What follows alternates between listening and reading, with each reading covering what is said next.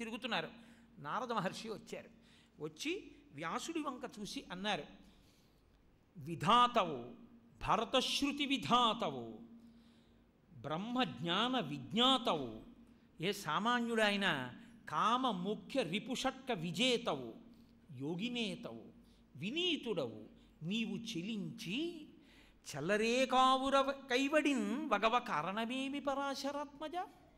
ఏమయ్యా పరాశర కుమారుడైనటువంటి ఓ వ్యాసుడా, నువ్వేమైనా సామాన్యుడివా? ధాతవు, సాక్షాత్తు బ్రహ్మాని విలువు, బ్రహ్మవి. అపారే కావ్య సంసారే కవిరేవ ప్రజాపతి యథాస్మై రోచతే విశ్వం తథైతత్ పరివర్తతే. ఈ లోకాలన్నింటినీ బ్రహ్మ ఎలా సృజిస్తాడో కావ్యాలను అలా సృజిస్తాడు కవి. నువ్వు మహానుభావుడవై లోకానికంతటి వెలుగు అందించావు, వేద విభాగం చేసి పురాణాలనిచ్చి భారతాన్నిచ్చి. అటువంటి వాడివి. ధాతవు, భారత శృతి విధాతవు, నువ్వు భారత శృతి పంచమవేదాన్ని రచన చేశావు. బ్రహ్మతత్వ నిర్ణేతవు, బ్రహ్మతత్వాన్ని నిర్ణయించగలిగినటువంటి వాడివి. కామ ముఖ్య రిపు షట్క విజేతవు, కామము మొదలైనటువంటి కామక్రోధ లోభమదమోహమాత్సర్యములనేటటువంటి 6 శత్రువులను గెలిచినటువంటి వాడివి. యోగినేతవు, గొప్ప యోగీశ్వరుడివి. అటువంటి వాడివి. వినీతుడవు, ఇమ్మి ఉన్నా వినయంతో ఉండేటటువంటి వాడివి. అటువంటి నీవు చల్లరే కాతుర కైవడిన్ వగవ కారణమేవి పరాశరాత్మజ. ఏదో పిరికివాళ్ళ ఇలా ఏమిటో భయపడిపోతూ, ఏమిటో మనసులో ఆందోళనతో దిగులుతో ఎందుకు ఇలా తిరుగుతున్నావు, ఏమిటి కారణం అంటే, వ్యాస భగవానుడు అన్నాడు, వేదాన్ని విభాగం చేశాను, ఎంతమంది చదువుతారు కలియుగంలో? మహాభారతాన్ని రచన చేశాను, ఎంతమంది చదువుతారు కలియుగంలో? చదివినా కొన్ని వందల వ్యక్తులు ఉన్నారు అందులో, కొన్ని వందల మంది వ్యక్తులు. ఎన్ని ధర్మ సూక్ష్మాలో పురుషార్థ సమన్వయం చెప్పాను, ఎవరికి అర్థమవుతుంది? 18 పర్వాల భారతం చదివి. ఇవన్నీ ఇంత పురాణ వాంగ్మయం ఇచ్చాను, ఒక్క పురాణం చదువుకునేవాడెవరు? పురాణంలో చెప్పినటువంటి విషయంలోంచి నీతిని తీసుకునేవాడెవరు? కాబట్టి నాకేదో మనసులో క్లేశంగా ఉందయా, నాకు బాధగా ఉంది, అందుకుని తిరుగుతున్నాను, ఏదో చెయ్యలేకపోయానన్న వెలితి ఉండిపోయింది. నారదుడు అన్నాడు, హరినామస్తుతి చేయు కావ్యము సువర్ణాంభోజి హంసావళీ సురుచిభ్రాజితమై మానస సరస్ఫూర్తిన్ వెలుంగొందు. హరినామస్తుతి లేని కావ్యము విచిత్రార్థాన్వితంబయ్యు శ్రీకరమయ్యుండదయోగ్య దుర్మదనత్ కాకోల కర్తాకృతి. మానస సరోవరం ఎక్కడుందో అక్కడ హంసలుంటాయి. హంసలతో కూడుకున్న సరోవరానికి మహర్షులు వెడతారు, జ్ఞానులు వెడతారు, తపస్సున్నవాళ్ళు వెడతారు తప్ప బురదగుంటల నిండా కాకులు ఉంటాయి. బురదగుంటల నిండా ఉండేటటువంటి కాకుల దగ్గరికి మహాత్ములు వెళ్ళరు. ఎంత గొప్ప రచనలు చేశారు, ఎంత గొప్ప పద్యాలల్లారు కాదు, భగవంతుడి గురించి, అందులో భగవంతుని యొక్క గుణముల గురించి, భాగవతుల వైభవం గురించి ఏమైనా చెప్పారా అన్నది ప్రధానం. అది చెప్పనటువంటి కవిత్వం పనికిమాలిన కవిత్వం.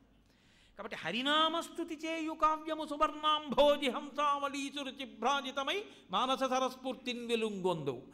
శ్రీహరి యొక్క స్తోత్రాన్ని చేసినటువంటి కావ్యము పురాణము ఏదుందో దాన్ని దగ్గరికి మహాత్ములు వెడతారు. నువ్వు భారత రచన చేశావు, కానీ ధర్మార్థ కామమోక్షములనేటటువంటి చతుర్విధ పురుషార్థ సమన్వయం చేయడంలో విశేషంగా కృష్ణ భగవానుడి యొక్క లీలలను వర్ణించలేదు. పూర్తిగా భగవంతుడు, భగవంతుని అవతారములు, భగవద్భక్తులు, ఈ భక్తి జ్ఞాన వైరాగ్యములతో కూడినటువంటి కథతో కూడినటువంటి గ్రంథాన్ని రచన చేసి మనుష్యులకిస్తే ఆ ఒక్కటి చాలు వాళ్ళ జీవితాలకి కరదీపిక. అటువంటి గ్రంథరచన నువ్వు చెయ్యలేదు, అందుకే నీకు బాధగా ఉంది. మహాత్మా ఒక్కటి ఆలోచించండి అని ఒక మాట చెప్తాడు. ఈ పద్యం ప్రతి వాళ్ళు కూడా జ్ఞాపకం పెట్టుకోవలసినటువంటి పద్యం.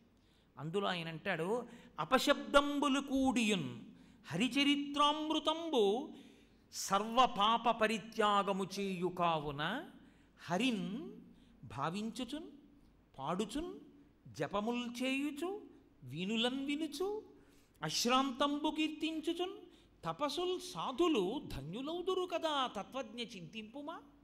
వ్యాసుడితో నారదుడు అంటున్నాడు, అపశబ్దంబుల కూడియున్, మాట ఎలా మాట్లాడాలో అలా మాట్లాడకపోయినా, మాటలలో తప్పులున్నా భగవంతుడి గురించినటువంటి స్తోత్రం చేసే ప్రయత్నంలో భగవంతుణ్ణి పూజ చేసే ప్రయత్నంలో, ఆయన వైభవాన్ని కీర్తించే ప్రయత్నంలో మాటలు తడబడి తప్పు మాట వచ్చినా ఏ ఇబ్బంది రాదు.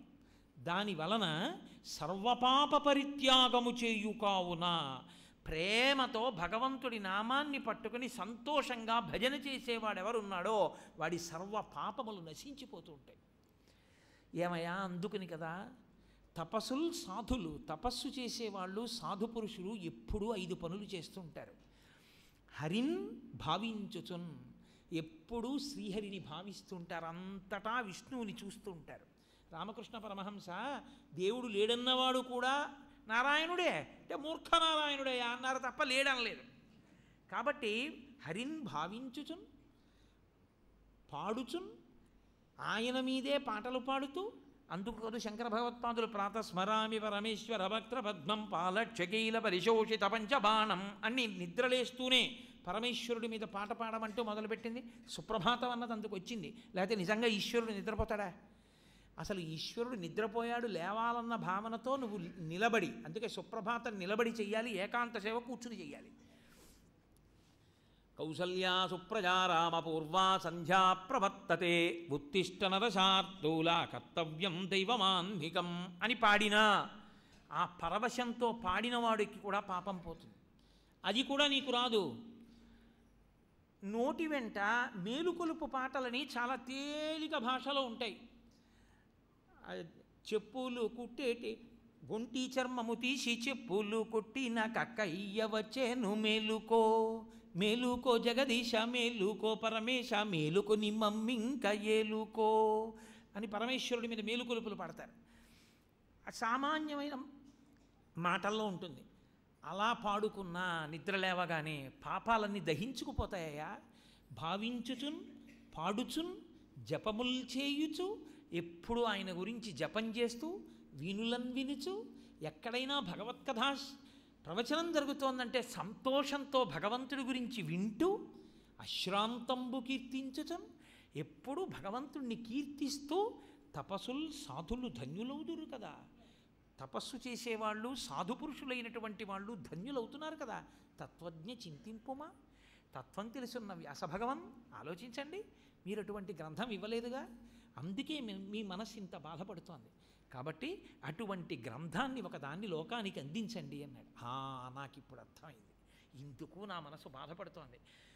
భగవంతుని యొక్క అవతారములను వర్ణించి భగవద్భక్తుల యొక్క వైభవాన్ని వర్ణిస్తూ ఏది విన్న తర్వాత ఇంకా లోకంలో పాపం చెయ్యాలన్న బుద్ధి నశించి భగవత్పరంగా జీవితాన్ని మార్చుకునేటటువంటి స్థితి కలుగుతుందో అటువంటి విషయాన్ని నేను ఇప్పుడు రచన చేస్తానని వ్యాస భగవానుడు భాగవత రచన చెయ్యడం ప్రారంభం చేశారు అన్న ఘట్టం దగ్గర ప్రారంభోపన్యాసాన్ని పూర్తి చేస్తూ రేపటి రోజున అత్యద్భుతమైనటువంటి ఘట్టం మహానుభావుడు పరీక్షిన్ మహారాజు యొక్క ఆవిర్భావం, ఆ ఉత్తర కుంతీదేవి ప్రార్థన, ఈ విషయాల్ని రేపటి రోజున మనవి చేస్తాను.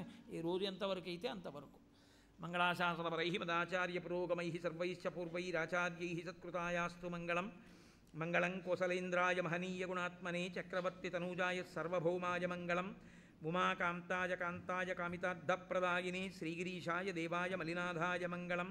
కరచరణకృతం వా కర్మవాక్కాయజం వా శ్రవణనైనజం వా మానసం వాపరాధం విహితమవిహితం వా సర్వమేత్తక్షమస్వా శివ శివ కరుణాబ్ధే శ్రీమహాదేవ శంభో. సర్వం శ్రీ ఉమామహేశ్వర పరబ్రహ్మార్పణమస్తు. స్వస్తి. చక్కగా కృష్ణాష్టకం వేశారమ్మా. నిలబడే చెప్పక్కర్లేదు, కూర్చుని చెప్పచ్చు. ఇది తోటకాష్టకం కాదు కాబట్టి చక్కగా అందరూ కూర్చుని చెప్పండి. అందరం కృష్ణ భగవానుణ్ణి భాగవతంలో స్తోత్రం చేసి వెళ్ళడం మంచిది కదా. వసుదేవసుతం దేవం కంసచాణూరమర్దనం దేవకీ పరమానందం కృష్ణం వందే జగద్గురుం అతసీ పుష్పసంకాశం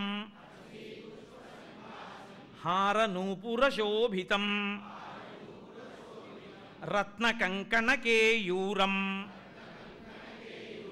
కృష్ణం వందే జగద్గురుం కుటిలాలక సంయుక్తం పూర్ణచంద్రనిభాననం విలసత్కుండలధరం, ధర్మం కాదు ధరం, మా ఒత్తు ఎక్కువ పడింది. కృష్ణం వందే జగద్గురుం మందారగంధ సంయుక్తం చారుహాసం చతుర్భుజం బర్హి పింఛావచూడాంగం కృష్ణం వందే జగద్గురుం ఉత్ఫుల్లపద్మపత్రాక్షం నీలజీమూతసన్నిభం యాదవానాం శిరోరత్నం కృష్ణం వందే జగద్గురుం రుక్మిణీకేళి సంయుక్తం పీతాంబరశిశోభితం అవాప్తతులసీగంధం కృష్ణం వందే జగద్గురుం గోపికానాం కుచద్వంద్వ కుంకుమాంకితవక్షసం శ్రీనికేతం మహేశ్వాసం కృష్ణం వందే జగద్గురుం శ్రీవత్సాంకం మహోరస్కం వనమాలా విరాజితం శంఖచక్రధరం దేవం కృష్ణం వందే జగద్గురుం కృష్ణాష్టకమిదం పుణ్యం ప్రాతురుద్ధాయ యః పఠేత్ కోటిజన్మకృతం పాపం స్మరణేన వినశ్యతి.